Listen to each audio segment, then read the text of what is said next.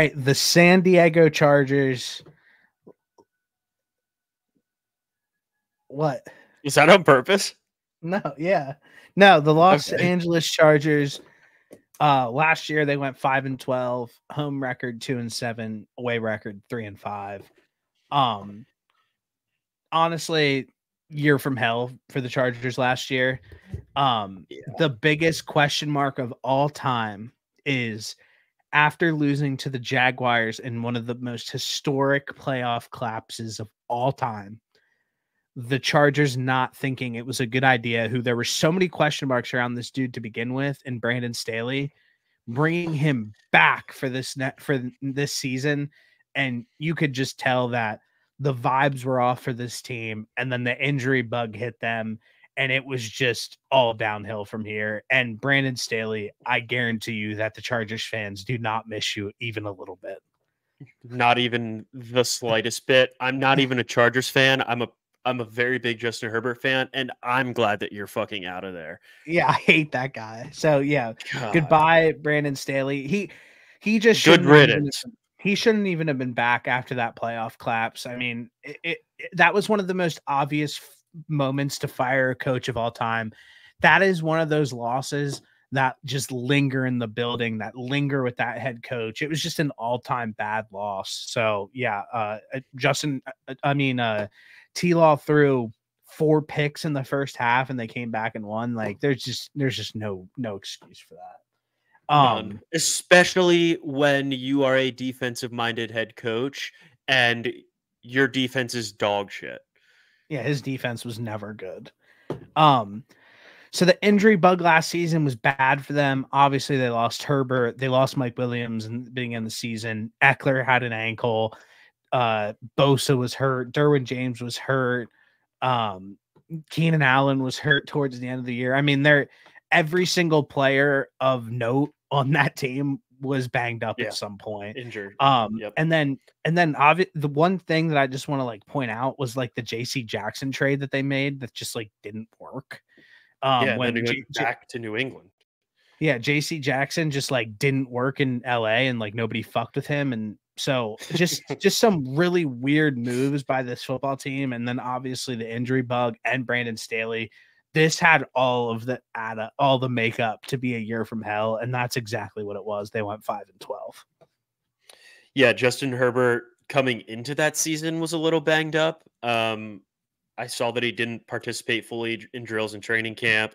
He fractured his middle left finger on his left hand week 4 versus the Raiders. And then he fractured his right index finger week 14, only played in 12 games last season. And honestly, I respect Justin Herbert for toughing it out, but the way that this team was run, I wouldn't have blamed him if he would have said, fuck that, and stopped after week 4. I don't think we've said this multiple times, but I don't think Justin Herbert gets any credit for being maybe one of the toughest dudes in the NFL. He's like played with like broken ribs, like a broken finger, like, and then when it got announced that he had like plantar fasciitis and he was like, his foot was going to be like a little, that like I didn't even like think about it. Cause I'm like, well, Herbert's literally the toughest dude in the NFL and he's just going to play through it. So, he just doesn't get that credit. No. I have turf toe. My brother had that, and he was literally crying. He couldn't walk. Doc said couldn't put any weight on it. Well, your brother's soft. But no, I can't even imagine how that tough guy literally started taking MMA so people would think he's tough. Like we all know that he's still soft as baby shit. Like who's he fooling? I'm gonna have to send this who's part he to fooling? him. Not me. Oh man, I'm just fucking around, Caden. But I forget what I was even saying. Justin Herbert is an absolute warrior and has played through injuries that most people probably wouldn't play, especially when you've been this bad, like especially when you were that bad last year. No, I was gonna talk about when I was in high school, we were running half gassers. No, not that time. We were running half gassers and I took off with the rock like I was Tyreek Hill and my toe popped and I just didn't know what was wrong. And everybody for the entire football season thought that I was just lying.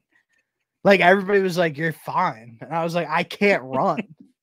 Like everybody, like I had to stand at practice every single day, and everybody kept coming over to me and like, "Dude, why are you faking it?" I'm like, "I can't run." Like, Yeah, what do you you and guys Vic want me to do? Narowski had turf toe, right?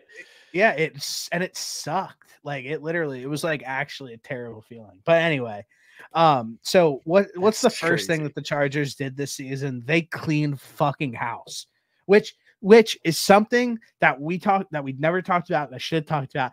This is the Raiders should have taken notes about what the Chargers did this offseason. They didn't rush into Yeah, anything. They cleaned fucking house. So what they did they did.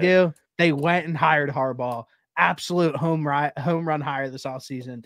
This guy has been successful everywhere that he's ever gone. He was successful in the NFL before. He turned Michigan into an absolute powerhouse and won a Yeah. national championship. I mean, yeah, I mean, Harbaugh is an all-time great head coach, and I don't understand why anybody doesn't think this is a good hire. It's one of the best hires in a long time. Yeah. They added him, Greg Roman, the OC from Baltimore, and Jesse Minter, the Michigan defensive coordinator, as well, to that Exactly. staff. And what did they do right away? You hire Harbaugh, and he brings with him an identity. You bring Jesse with you and give you a hard-nosed identity on defense. You bring Greg Roman with you, who they know each other, bring a hard-nosed identity on the offensive side of the football, and give this team like a completely different feel. And then what do you do with your number 6 overall pick when everybody was telling you to take Malik Neighbors? You take Joe Alt. Now you have Slater and Alt as your 2 tackles, who are literally going to be your 2 tackles with Justin Herbert for the next 10 years. And those guys are all elite. So Yeah. automatically, Harbaugh clearly had a plan, came in, implemented that plan, and this football team has a completely different feel to it. Yeah, I think this maybe not right away, but they're going to punch you. They'll probably punch you in the mouth this year. They definitely will on the offensive side of the ball. They're going to come in. They're going to run the football. That's just what happens with Jim Harbaugh teams. That's how he's had success. And to be fair, I think it's going to be great for Justin Herbert. He doesn't have to throw the ball 57 times a game. He doesn't have Austin Eckler in his backfield anymore. Thank God. Yeah. And it seems like even if they don't have immediate success, they're in a great spot moving forward. My question to you right away is that, like, I think Herbert's good enough to raise the floor of all of his offensive weapons and make them competent. And then you're obviously going to put a good running game around him. I absolutely love the state of this team. I know everybody isn't happy because he doesn't have Malik Neighbors or whatever that might look like. You don't need a guy like Malik Neighbors for what this football team is going to do this year or beyond. These guys have a true identity of who they want to be, and I am finding a really hard time not loving this football team. That's just me, though. They needed to draft an offensive lineman. I mean, we just ran through the list of injuries that Justin Herbert had last season, and that's having a bad offensive line doesn't make that problem necessarily get any better. So, great move by them to bring in Joe Alt rather than going with Malik Neighbors. And hey, good news is if you're a good football team and you have Justin Herbert, there's probably a good chance that wide receivers are going to want to come play for you. So, and you're in Los Angeles, like one of the most popular destination locations in the world. So, I mean, if you're a good football team and you have that on your side, you probably don't need to go out and draft a wide receiver right away. But I don't think, like, how we sit around and you talk about how, like, you give, like, I'll use like Josh Allen as an example. Like, you give like Josh Allen, like, well, Josh Allen like doesn't need a number 1 receiver. Neither does Justin Herbert. Like, Justin Herbert they're going to run this offense in a way where you don't need a bona fide number 1 wide receiver. He's going to be able to lift the floor of these guys who he has and make them competent, make them good. And honestly, Josh Palmer and Lad McConkey, listen, they might not be household names. Josh Palmer is actually not that bad of a wide receiver. And if you watch Lad McConkey in college, like, that dude's a dog. So like, I actually don't even hate who they have as their 2 wide receivers this upcoming season. I think the depth is extremely questionable. And if we start talking about those guys going down, I think that there's a real question to be had then, be like, well, they don't really have anybody. But the guys that they're rolling out right now to start the season, I actually don't hate. No, I like Josh Palmer and Lad McConkey as well. They also have DJ Chark on the bench, but I need Quentin Johnston to. That guy was not great. Not great last year. I don't have it. Yeah, I don't like have him. I don't have high expectations for him by any means. But so realistically, if you can get anything out of him, that'd be great. No, but over. I wouldn't go into the season expecting it's that. Over. It's over. It is over for him, bro. If you can't get reps, first team reps in camp, it's over. He's not good. That's a bad pick. No. But ultimately, that was the pick. And bro, like that was last regime's pick. I wouldn't be shocked if he's off the team after this year. Because these guys have no vetted interest in this dude. So, like, there's no reason to keep him around. He's already buried in the depth chart. Every single clip that you see of Quentin Johnston at camp, he can't catch the football. Respectfully, I can catch the football. Like, I can literally catch the football. I don't know what his problem is. He has the yips. But, yeah, I mean, the fact that he went off the board and then Jordan Addison and Zay Flowers went off the board after him, it was just all-time bad GM move. Yeah, that's a terrible, terrible move. But even though Addison's anything? Even though Addison's a drunk and like can't fucking do anything right, I mean, he still would have been better than Quentin Johnston. Sorry. Yeah, at least he can play. At least he can catch. At least he can catch the football. Locker room talk. I don't think you're wrong. I'll take Jordan Addison off of 16 beers before I take Quentin Johnston off of 0. I'm completely right with you. So obviously they lost a ton of dudes this offseason. Addition by subtraction. We talked about it with the Bills. It needed to happen. They needed to create some cap space because this team was paying an absolute arm and a leg for a team that wasn't doing anything. So you get rid of Mike Williams. Listen, Mike Williams is a good dude, but like he can't stay healthy, plain and simple. We have the book on him. You got rid of Austin Eckler. Austin Eckler looked like me running down the sideline.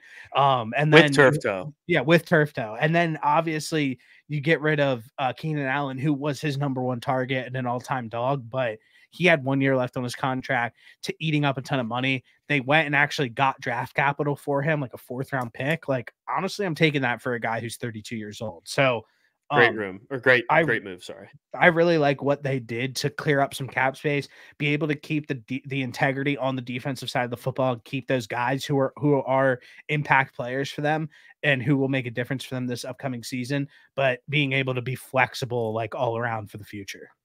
Yeah.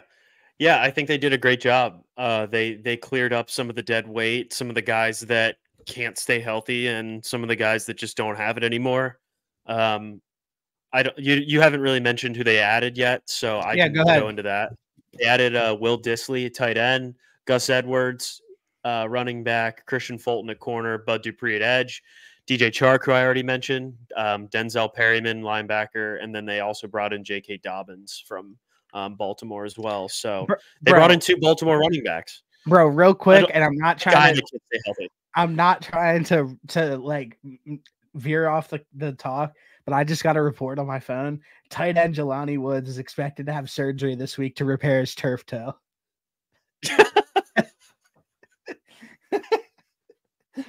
What are the odds? Yeah. What are the odds? So the guys that they added, I honestly really like. The only question mark, obviously, I think is the running back room. I think that if it works and they stay healthy, like, yeah, I love this running back room, but it could also get bleak extremely quick. I mean, J.K. Dobbins is 25 years old and gets hurt literally every other day.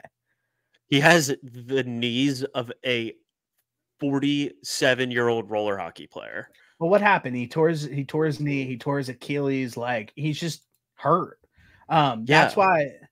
Wait, his ligaments are made out of wet pasta. Oh, bro. A sleeper for everybody, Kamani Vidal out of Troy is going to be the sleeper starting running back for this team. Don't sleep on that. Remember that. Pin this. Round 6, pick 181. Pin this. So I think that, like I said, I like this. they clearly have an identity that they're trying to mold and shape and form, and they did exactly that. So for the Chargers to have a plan and stick with that plan and execute on it, I feel like we have to give them an A+. Yeah, I mean, they put themselves in I have a note down here as a light rebuild, because I don't look at this as they are stripping down to the full bones and are going to have like a 4-win season. No chance. I consider it like a light rebuild, because it might just be this year where they go 9-8 or 8-9, somewhere in there, 7-10. But after this season, they could jump up to like 10-11 wins, and that's not out of the question. So real quick, you automatically right away, you think that this team is going to have a more successful season than they did last year? Sounds like. Absolutely.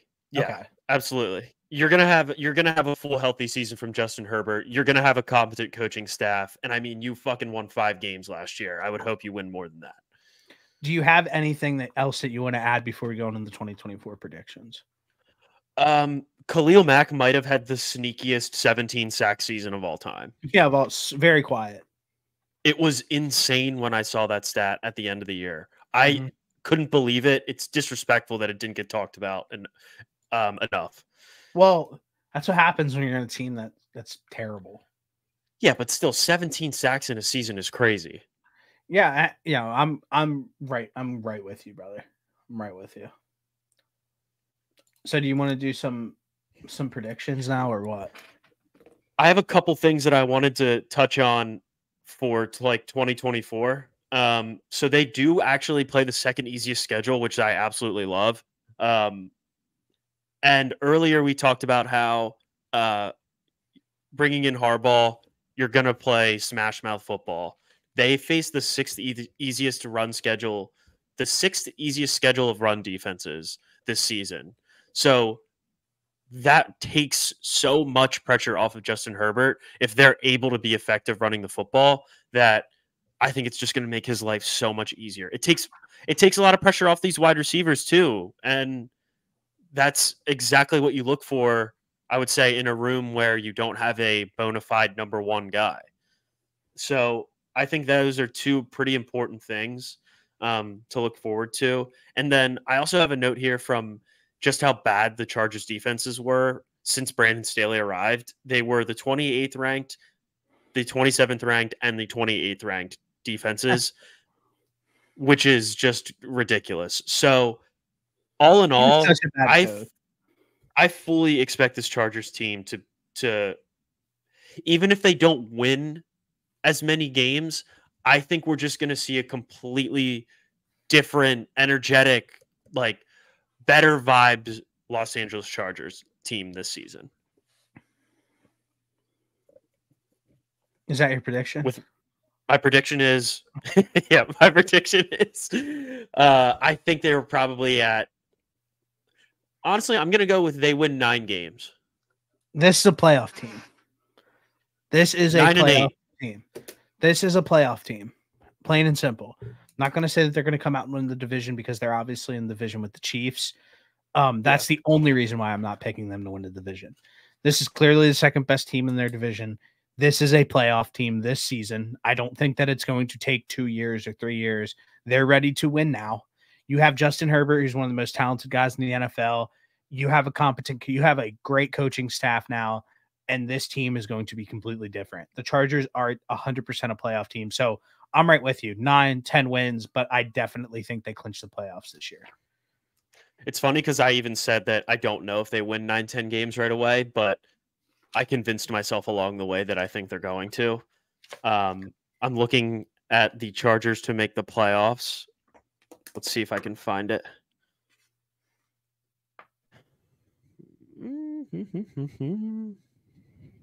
All right. Thank God this is taking so long. Good podcasting. This is great podcasting. What the fuck? Okay, here we go. To make the playoffs. What do you think their odds are to make the playoffs? Plus 155. Plus 110. See, they're a playoff team. Like the book says so. This team's good. I don't know.